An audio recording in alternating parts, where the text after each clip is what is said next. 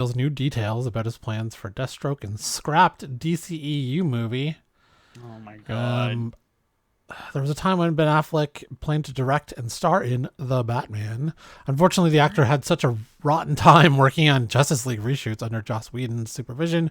He wiped his hands with the role and this project. Zack Snyder managed to convince the actor to play Bruce Wayne again for the Snyder Cut, of course, and Affleck has since lent his talents to the Flash for what sounds like a glorified cameo. In an earlier cut, he'd have appeared in a post-credit scene setting up Crisis on Infinite Earths. Thank God Snyder wasn't able to touch that. Talking at Snyder's Full Circle event this weekend, Affleck talked about his plans for the Batman's plan to lead villain Deathstroke. There were a number of them that I was kind of exploring, and the plans were to make interesting and nuanced, complex characters, in particular to the character you mentioned, he said, referencing Joe Manganiello's Slade Wilson. I kind of feel like either you do, I'm just going to get into my own preference here, but either you do kind of a massive one villain that's so formidable you just can't imagine how your protagonist is going to be able to overcome it. Or you sort of really have to populate kind of, Injustice, these big group villains where you have to get all these different characters. Okay. Very little has been revealed about, that doesn't really say anything. Yeah, it's like we could either do one giant massive villain like Darkseid, or like do a rogues gallery of all the villains at once and give them if you wanted to do all the villains at once, there's no way you could do a complex nuanced characters to give them enough screen time in one movie. The movie would be 15 hours long. Affleck added, I was really at the time trying to hone in and focus on Deathstroke and get into depth and detail about it to make him seem as impressive as I felt there was an opportunity to do. That's the only detail I have for you. Despite comments from DC Studios boss James Gunn to the contrary, Affleck has said outright he's not interested in being part of the DCU and is unlikely to ever return as Batman. There have been rumblings about the actor joining the MCU. Has there? No, he is now Reed Richards. But those who have so far come to nothing. Matt Reeves' The Batman 2 is set to be released in theaters October 3rd. Controversial opinion, but I'm pretty sure that Affleck is way too big to play Reed Richards. Like, Reed has to be played by. He doesn't have to be a skinny dude, but he's got to be tiny. He's got to be a little bit small. Tall and slender is the. Yeah, tall and slender. Yeah. Affleck did have. I mean, he was bigger when he was drinking again, obviously, but he has slimmed down a lot since he got sober again. So, but he's not tall and slender like an Adam Driver or a Stephen Merchant or a Doug Jones. Could you imagine Stephen Merchant as Mr. Fantastic? That'd be amazing. Why isn't Stephen Merchant in the MCU, by the way? He's incredible. I love him and everything. I wonder why. He should have been playing someone's teacher.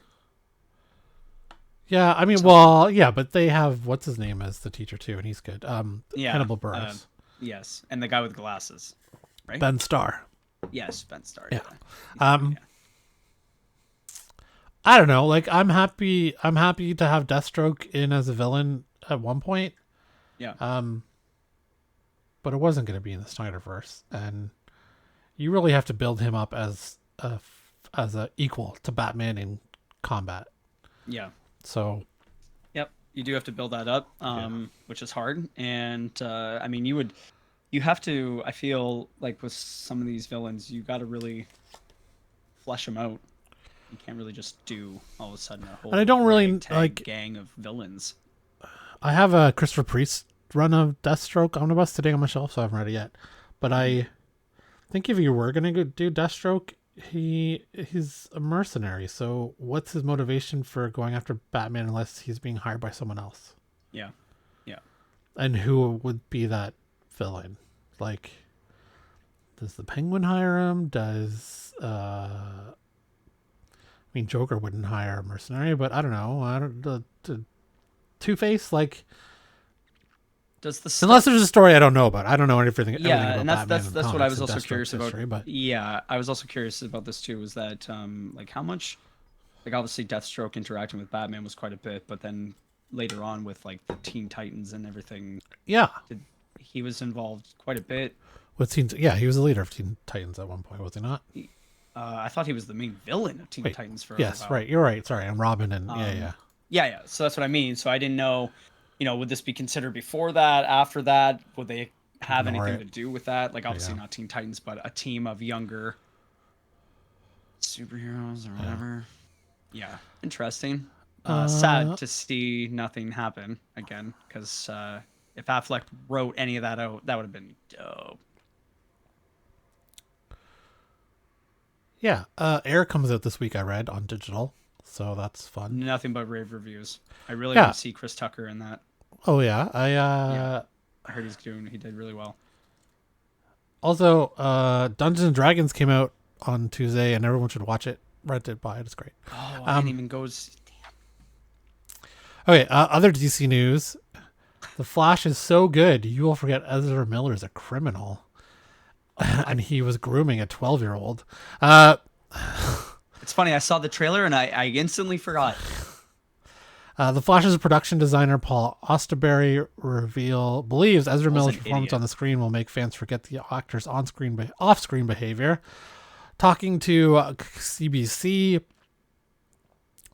News, like Canada Broadcasting Corporation. They're talking to us. That can't be. Is that the right one? Click it.